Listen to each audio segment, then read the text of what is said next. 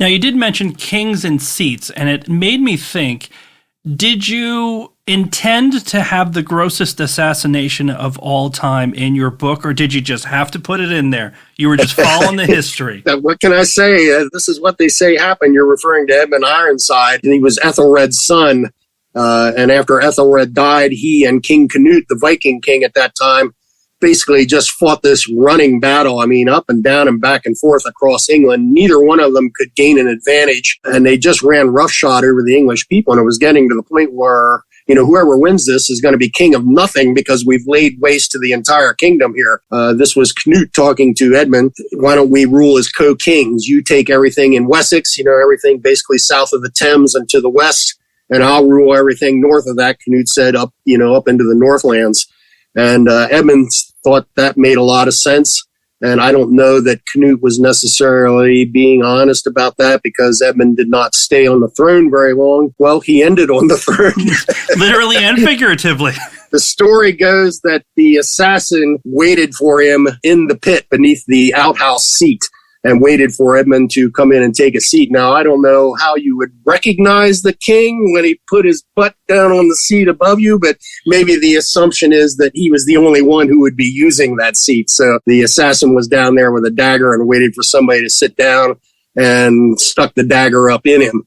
There's another story that they rigged a kind of crossbow with a tripwire or a pressure trigger or something like that. So when Edmund sat down on it, it fired the arrow up into him and went so deep into him that nobody could tell that he had been hit. That's a story. How much truth there is in that, I don't know. Personally, I don't think that's the worst assassination. If you go a couple hundred years after, I think 1340s or something like that, Edward II, who was the son of Edward Longshanks in the Braveheart movie. He was a lousy king. Turned out his people rose up and imprisoned him. He supposedly was assassinated by use of, they shoved a pipe up his rectum and then slid a white-hot poker up through the inside of the pipe and stirred his insides around with it. When they pulled the poker out and the pipe out, nobody could tell anything was done. It looked like he died in his sleep. Well, you didn't have to wait in a full outhouse to do it, but these guys were creative. You had to give them points for creativity, right? You give them something. I don't know what. I mean, probably they did not have enough therapists back then, clearly, the way these people are doing it.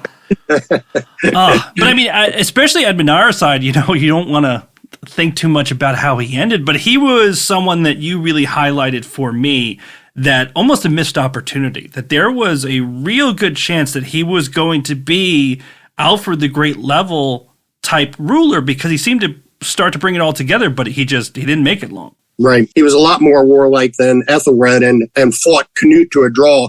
Canute had beaten Ethelred whenever they came together, but Edmund really stood him off.